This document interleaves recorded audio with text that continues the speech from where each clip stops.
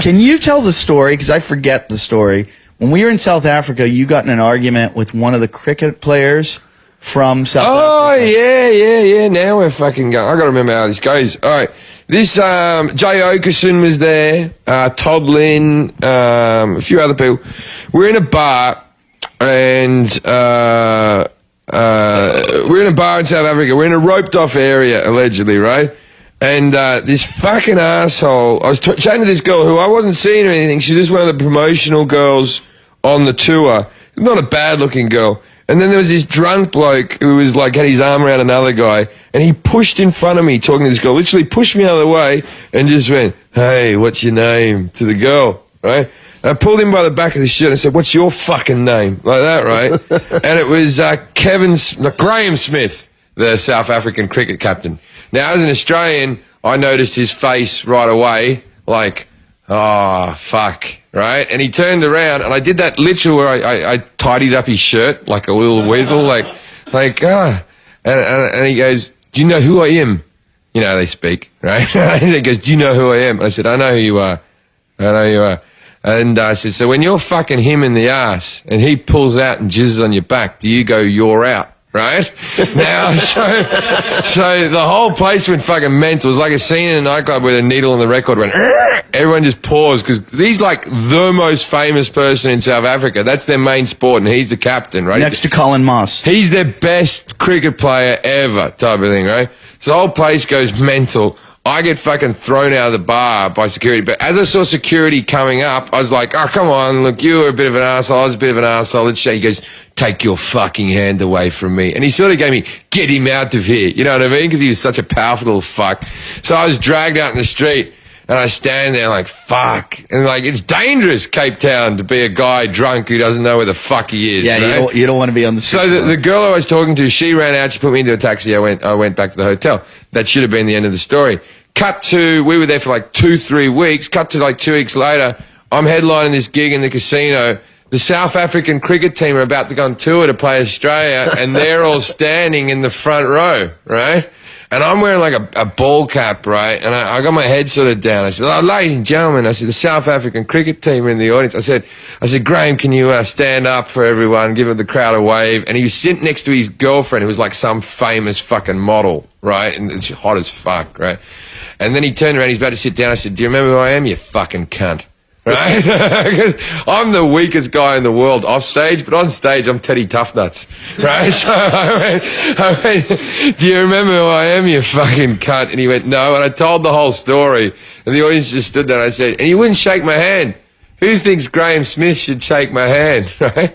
He walked up there, he came and shook my hand, and through gritted fucking teeth, and he was smiling as all the cameras were flashing, went, "You're dead. I'm going to have you killed." And it made every newspaper and stuff the next fucking day. It was great. It's not much of a story, but it's probably worth mentioning for the American talking shitheads that South African cricket is the equivalent of like girls' wiffle ball. Yeah, just as popular.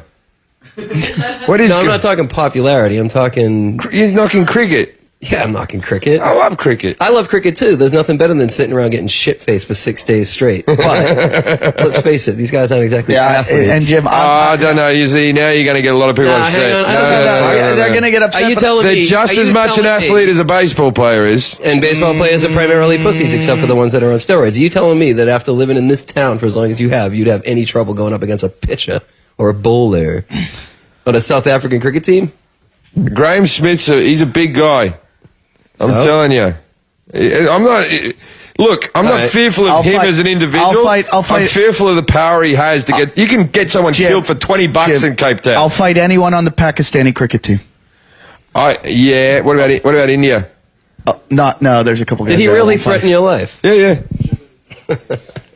Yeah, he's meant to be a right cock as well. If there's anyone out there from the Pakistani cricket team you want to fight me, I will fight you. It was one of those things... But I'm sorry, you can't listen to this. It was a little argument, but because of his fame, the whole thing got blown out of proportion. I had newspapers ringing me for months afterwards to have interviews about it. I never took an interview about it afterwards. I just sort of thought... Do you remember what happened to me in South Africa? You got AIDS. No, you remember the story about the guy that wanted to kill me? No. Have I told that on the show? You told me no in private. You don't know the story? No, I might. You refresh my memory. You for your life out of that. You were fucking with me. Then tell me the story and I'll remember. The first night I performed in South Africa, when I was on crutches because I broke my ankle. Do you remember? Yes, I remember that. So I'm performing on crutches, and I had a joke about throwing period blood in a girl's face. Right. Okay, well, that was my opener. I go out that night. You didn't come out with us. It was Glenn Wool.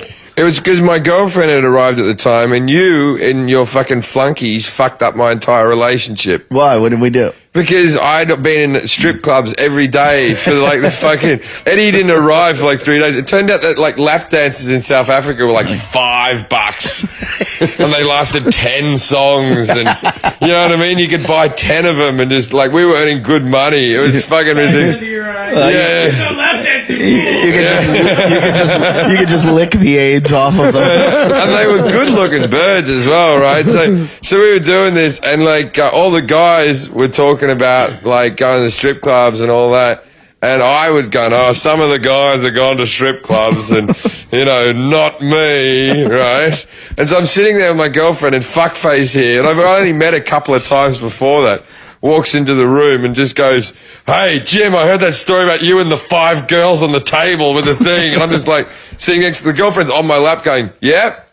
And she left, didn't she? No, she stayed for the whole thing, but she was fucked off with me that night, and I couldn't go out that night.